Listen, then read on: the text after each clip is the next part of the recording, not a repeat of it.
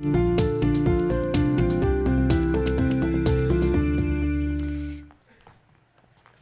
what's really going on when you want more money, success, health, fulfillment, and it's just not showing up? I mean, sure, it can be due to a lack of focus or strategy or some bad habits, but in my work, which is getting people to their physical, mental, and emotional best, I found very often it's something so much more protective, primal, and subconscious, which I'll explain using 3 clients whose names I've changed. Let's start with Claire, CEO, top of her field. She's been climbing the corporate ladder for 25 years. Eats, lives, breathes her work. And one day, she feels a restlessness. She can't quite put her finger on it. So she decides to relieve some stress by going back to the gym. And after a few weeks, she's got lots more energy, lots more clarity. And this is when it hits her how unfulfilling it's been to climb the corporate ladder in a field she chose just to please her parents. She starts dreading going to work. Questions come up, like, well, what else would I do? This is all I've ever known. I've given up everything for this. Now what? Too confronting. It's too overwhelming.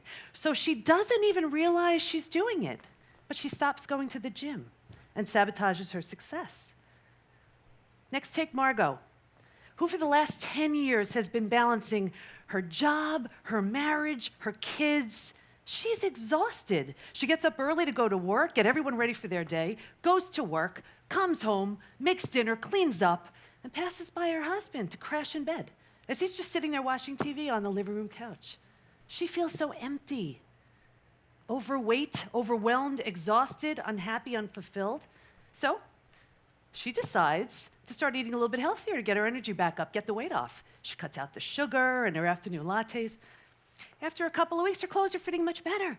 She's got lots more energy. And this is when it hits her that the lack of confidence she had with the extra weight on had her play small. She settled for a job she never liked. She also realizes she's grown apart from her husband. She's feeling things like, is this all there is? I feel so unloved. I feel so unappreciated.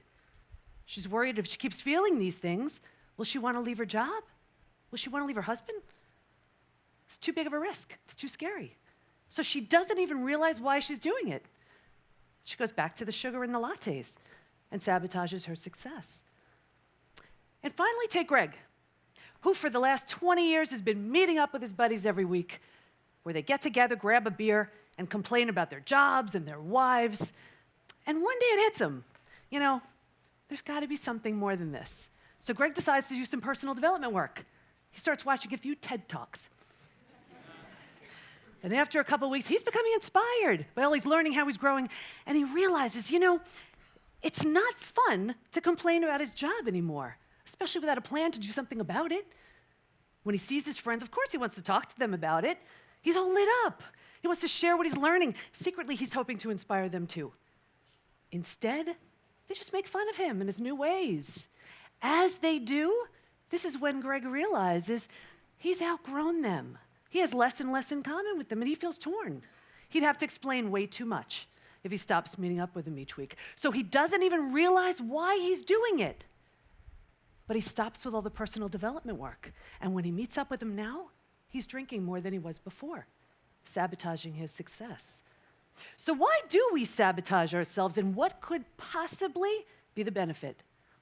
Change is scary, creates a new awareness, new perspective, poses a huge threat to what's been so comfortable and familiar, even if what's been so comfortable and familiar stinks. You know, it can almost feel like you're facing a death, no matter which way you turn. You either face the death of what you just learned you want, or you face the death of who you've been, now that you're ready to become someone new. As if this weren't bad enough, with all this stress, you've ignited the stress response, creating this cascade of stress-related symptoms and illnesses, conditions, even disease. You know, it's so much easier to sabotage yourself and just go numb through either drugs, alcohol, work, food, TV. You just want to keep the feelings down, but they just keep coming back up again. Going back to what you know, sabotaging your success feels like and seems like the much better option. I mean, yes, it keeps you small, but you also feel it keeps you safe because your head is spinning with ideas like, will these changes lead me to lose my friends, my job security? Will you hear how selfish or crazy you are? Will you have to deal with judgment or criticism at the same time you're dealing with your own self-doubt about what you're up to? These are big questions. Thinking is hard. Being honest about what you want is hard. Change, that's even harder.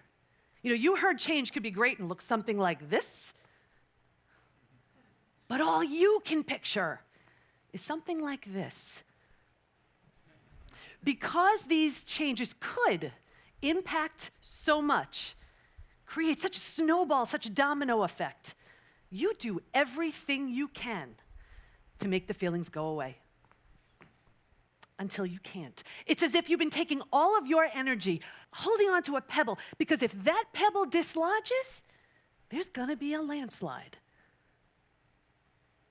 And then there's that moment where the pain of where you are becomes greater than the fear of the unknown. You're standing on the edge, ready to jump, without the security of knowing that there's anything to catch your fall. And even with that, in a sacred and deeply personal moment, you make the decision. The risks are great, but the rewards, they could be so much greater. It hits you in a moment like this. And then you get to work. I mean, sure, the self-doubt may still be there. You still want to sabotage yourself, but you push through it anyway because you realize you're meant to be, do, or have more. Maybe you realize you've been sleepwalking all this time. You have a message, and you can't share it if you're standing still. It's like you're on a trapeze. You see your partner on the other swing. You know what you're supposed to do. You're terrified, and you swing anyway. Your heart's pounding. Your hands are sweating. You're a mess.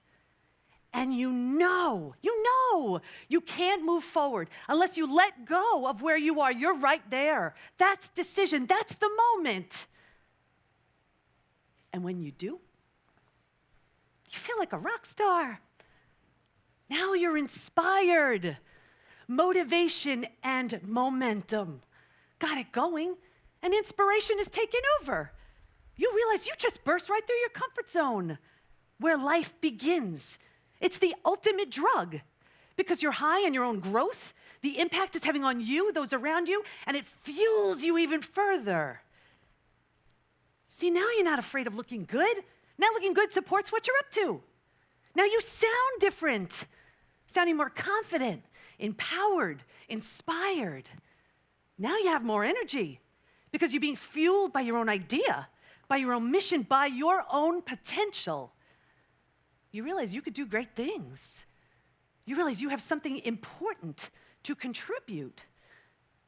You realize you can make a difference. And you love who you're becoming once you learn to kick that sabotage to the curb. And if you ask me, that's an idea worth spreading. Thank you.